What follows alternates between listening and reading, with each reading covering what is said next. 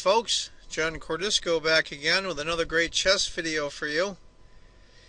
This is from the FIDE World Cup 2013, played in Norway.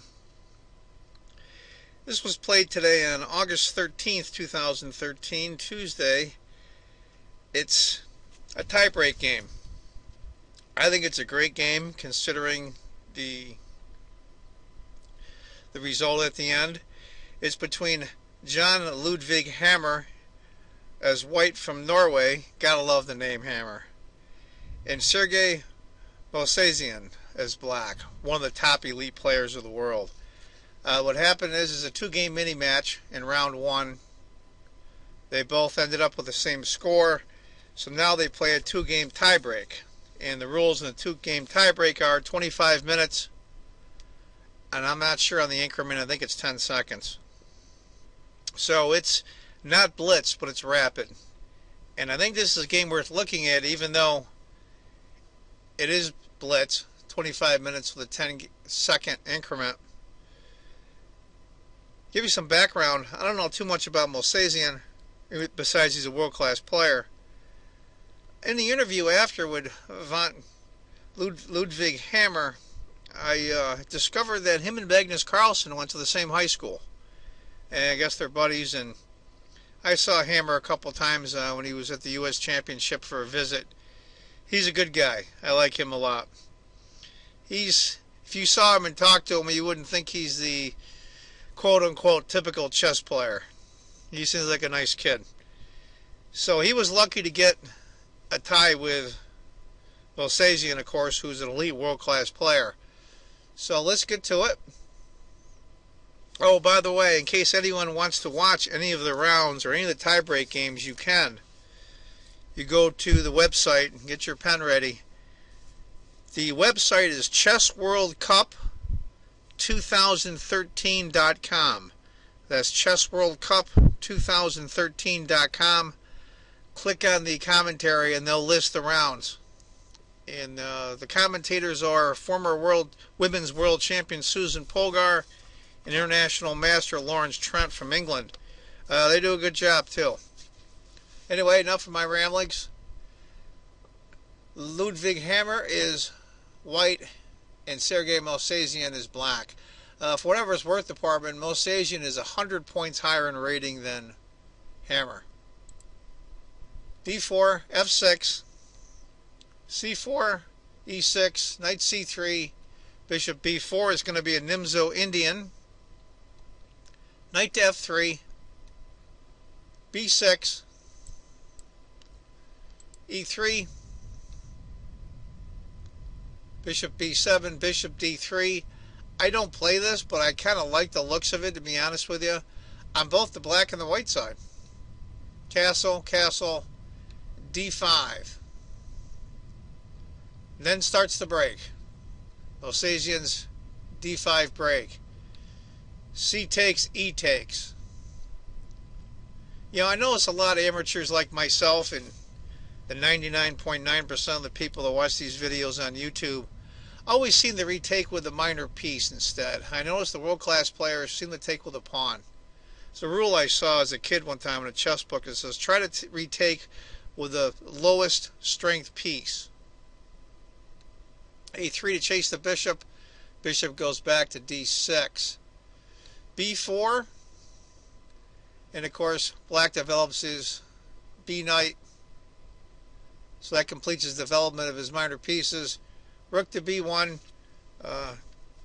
Hammer still has to develop his dark squared bishop. c6, e4. Here comes the break. D takes, knight takes, knight takes, bishop takes. Now right now I'm looking at my Fritz 13 computer, which is off screen, and it's a tiny minute advantage for black, so we'll call it even.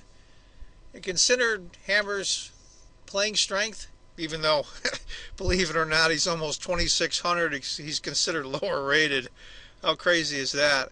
I heard from the commentators that are the 30 top players in the world by rating.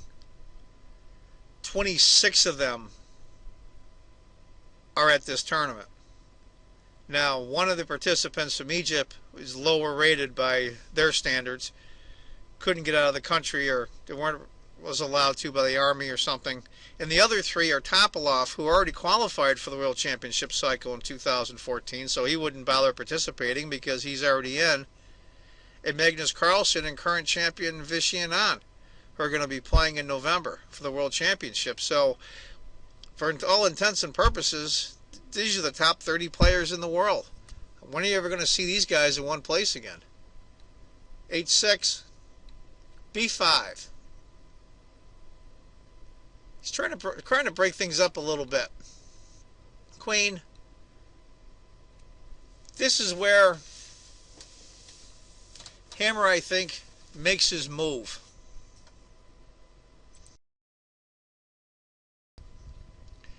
Now the computer shows the two candidate moves for white is B takes C6 and also bishop takes C6. Either one. With maybe a third of a pawn advantage for black. What Hammer does is completely out of the chute. Now you got to remember, this is a 25-minute rapid game with a 10-second increment. So you can take chances because the clock's ticking, and it's ticking quickly at 25 minutes. He plays bishop takes H6. Now, oddly enough, he was down by about a third of a pawn. It shows him down a pawn and a half now. The computer very much likes G takes H6. Now, if he had played bishop at B2 instead, let's go back. C takes, rook to C1, queen to B8. I kind of like that a little bit better, but I got to give the kid credit. Right off the chute, here he is. This is his only chance, in my opinion, even though he's young, that he's going to get a chance to move past the first round in the World Cup. I give the guy a lot of credit. It takes a lot of guts. Here you are at a tiebreak game against a world-class elite player. Even though he's almost 2,600, I think what gives him the confidence is the fact he's playing in Norway, his home country. I think that helps. Anyway, he played bishop takes H6. Now, instead of Movsesian taking the bishop, he decides that C takes instead. C takes B. Now, the computer gives what would happen if G took. B takes, rook A to E8. Or after G takes, bishop takes, rook to C1, bishop takes E4, rook takes, bishop takes, queen to C1. Crazy stuff. Believe it or not, after all that, you've got two pieces and a rook for a queen and a pawn, and the score is basically even. How crazy is that? Movsesian not being able to think, and I think that's one of the reasons why Hammer took the H-pawn as a sacrifice. The clock was ticking. Now we're on move 16. I really don't recall the time at the time that he made his sacrifice, but he decided not to do it. Bishop takes, queen takes. Now, takes a lot of guts. Look at these three pawns coming down. That's gutsy. Right now, anybody who's keeping track, the material is even. Now, still, Hammer doesn't move the bishop. In fact, the best move by the computer suggests is queen to D2. What Hammer does is rook takes B5. Now, it picks up a pawn, but also the rook can come over to the king side in a hurry. Now, look at this for a minute. The queen is out of the defense, at least for now. This rook's totally out of play. And here comes the queen and his knight. His bishop is already here, and his rook's going to come over. This is fairly well calculated. He finally takes the bishop. Now, believe it or not, it's a bishop for a pawn, and the score is exactly 0.00.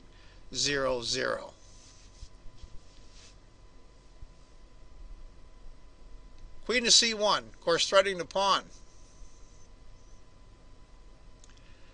f6 is probably the move here, to be honest with you. I think he's trying to get an escape route for his king. Or later, if the knight moves somewhere, this queen can come over for help with defense.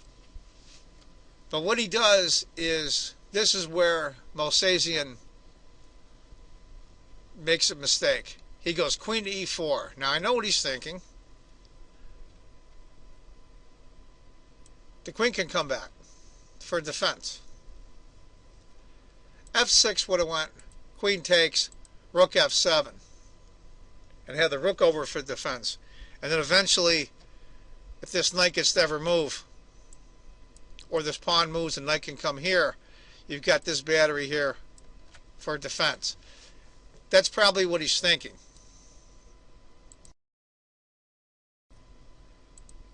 After queen to e4, the computer jumps dramatically to over 2 points, even though white is down a piece for a pawn. Of course, the next move is queen takes h6. Now, black's got some problems. He waited too long. He got too spooked, I think. And this is part of the strategy, I think, for Hammer in a 25-minute rapid game. Bishop to f4. Queen to h4. And that's also the computer move, queen to h4. Of course, it's threatening a lot. It's threatening check. If the queen comes back,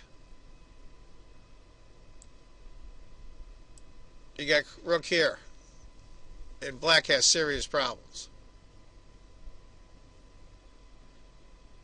What he does, he probably should, computer suggests rook f to e8 or rook on a to e8, one of the two. Either this rook here or this rook here. And I think what he does is a huge mistake for a bunch of reasons. He goes f5. Huge mistake. Now he cut off the queen. Granted, he wants to stop the check here. I can appreciate that. But after rook f to e8, queen to g4 check, king to f8, queen takes d7, queen to e6. White's up 2 pawns. It is certainly bad, but it's better than the result that happened. After f5, rook to e1. He's hitting the queen right away, bringing another piece into the attack. Now you having the rook own this file. Not only does it own the file for a check later on e7, but it also, in some scenarios, cuts off the escape of the black king. So he figures he'll get a pawn for it. Bishop takes h2 check.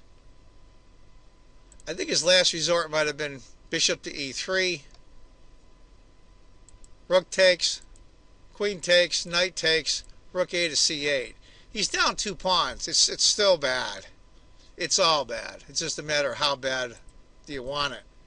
After bishop takes a2, queen takes, keeping the queens on the board. Queen to g4. Rook to e7. Here comes the other rook. Now look at this. This knight isn't really doing much here. But this rook here is completely out of play. And all of white's pieces are in play. All of them are in play. That's the key to a sacrifice. Even though technically right now, white is only up a pawn. Knight to f6. He finally gets the knight in the defense. Queen to h6. Right now, the computer shows white up by over 9 points. I mean, Hammer must have been unbelievably excited. The adrenaline must have been pumping. Rook a to e8. Rook takes a7. He just takes the pawn. I mean, there is no counterplay for black at all. Rook to f7, trying to get something in the attack. Rook takes, king takes. Knight to g5 check. Now, Oddly enough, the best move the computer suggests is queen takes knight. That's how bad this is. He goes king to g8.